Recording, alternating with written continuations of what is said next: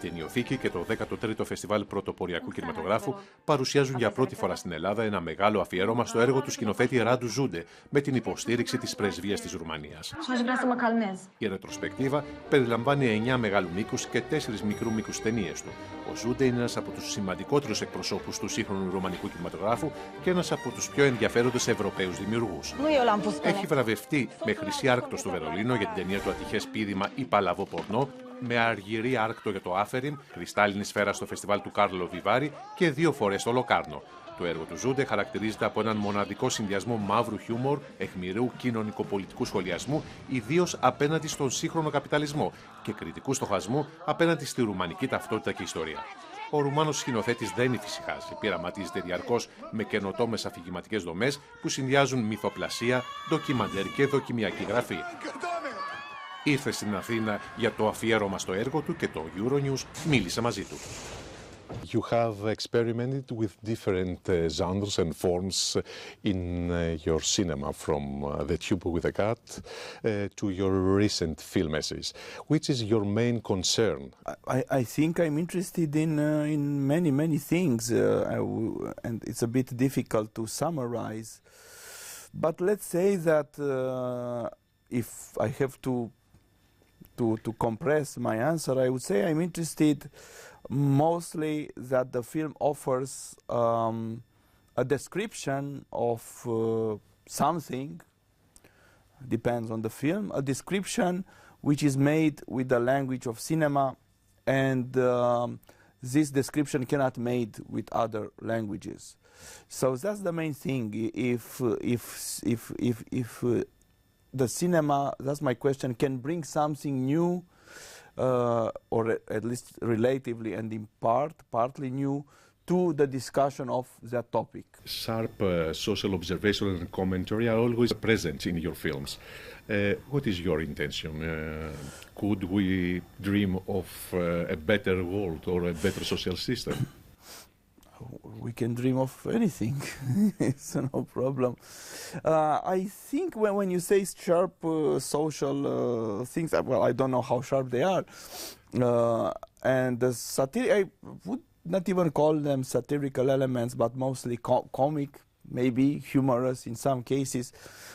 But I think all this come from a perspective on life, and I think Chekhov, the great writer, expressed it very well, saying that humor appears not from what happens, but from the angle you look at what happens, how things happen, and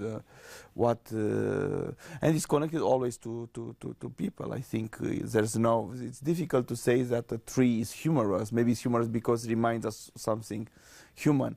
I believe, like Chekhov, that there's any activity, anything from life, apart from tragedies maybe, but even then, I don't know, it's comic, it has a comical side. And of course we are here in the country that invented the comedy, you know. I'm a big fan of Aristophanes. So. Which is your angle, and what has influenced your angle in your film world? It's so difficult to answer. I think everything is an influence. I think there's writers, there's films, there's life, people, everything, and this is why I have trouble in a way to consider myself an auteur or something like that, because I feel most of the times that the films exist only because I let other things and other people to come and together to create the object, which is the film, which is the work.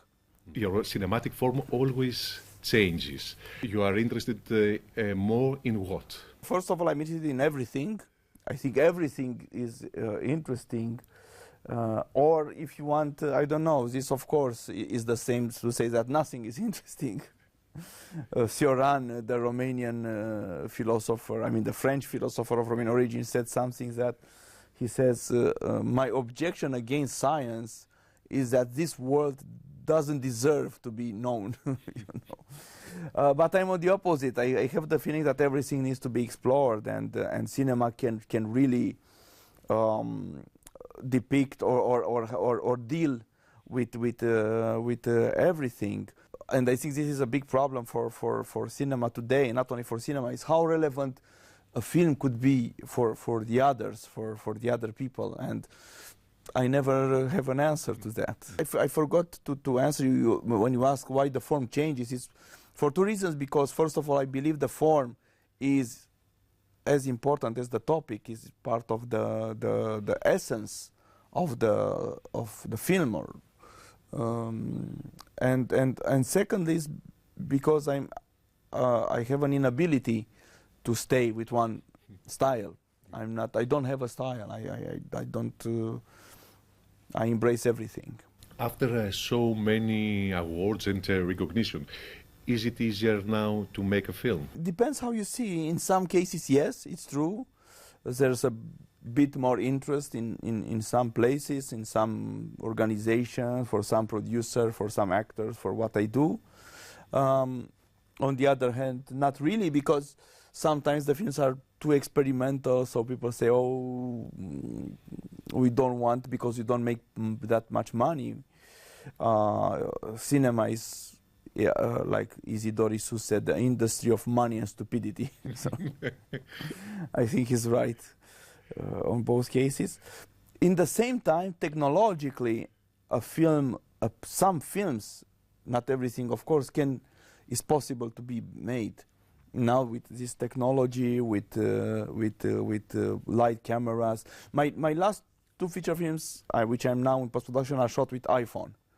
And I'm very okay with them. So now I think that if someone wants to make a film, he or she can make it. So I'm confident that if I want to make a film, even if it's still difficult, I will manage to find a way to do it. Of course, if you want to make Star Wars with so much money, that could be complicated. But if you want to make a film with the iPhone and show it to a few people and put it on the internet, it's always possible. But you spoke about new technologies. AI is entering the world of cinema with high speed. Is it a useful or a dangerous tool for you?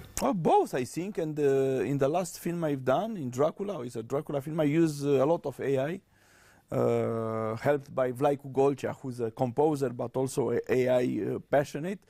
And I think I'm really happy the way we use AI, images, but of course, I think we are facing a change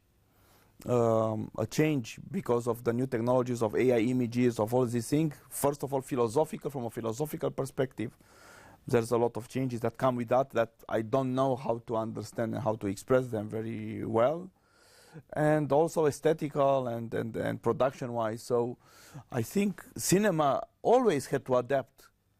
You know, it was silent films, then sound appeared, then television appeared and cinema had to adapt, then internet appeared, then streaming appeared, then digital images and AI. So I think if cinema wants to exist, we, the filmmakers, have to touch this topic and to deal with it. So I touched it and I dealt with it in my own way in my new film. You focus very often on your country, Romania. Its history, its lifestyle, its culture. Some days ago, the Constitutional Court has annulled the presidential election result amid allegations of Russian interference. What's the feeling right now there, and what's your opinion about what is happening in your country? It's a complicated issue, and I think nobody knows exactly for sure, but it was obvious and demonstrated by the journalists and also by the secret services that it was a huge Russian interference in the elections. In the same time, it's true that it's most of the people who feel abandoned, maybe with no social politics, embrace this fascist, because it was a fascist candidate who was almost president of Romania. And so I think that one of the most urgent things is to see why people are so frustrated that would go to fascism, even without Russian interference. In this case, I was very, very depressed and very scared, to be honest, about my country with these elections. And I'm happy that I think the Constitutional Court did the right thing So now they canceled the elections, and we have a new elections in April, hopefully without this fascist. And because, you know, this fascist shouldn't have been a candidate, because he openly praised Marshal Antonescu, who's a war criminal and the fascist leader of Romania. He praised the Iron Guard, which is anti-Semitic. So according to the law, he shouldn't have been allowed to candidate. So hopefully I think that there is a little bit of hope for the next elections now. But it was on the edge not to happen. Similar situations take place also in Europe. Do you feel that we experience very gloomy days right now? I think so. But you know, I think it depends. I think maybe there's cycles, and I don't think in Europe where these right-wing governments are as dangerous as this our fascist is. And sometimes I think that there's a feeling that this also passed, because, for instance, if you look at Poland, I think Poland now is a much better situation than it was 10 years ago. Czech Republic, the same. So I think even Italy with Meloni, I don't think it is such a disaster state. Of course, it's not maybe ideal. So I think there's hope. I don't know. Perfect. Thank you very much, Mr. Zούντe, for this conversation. Thank you.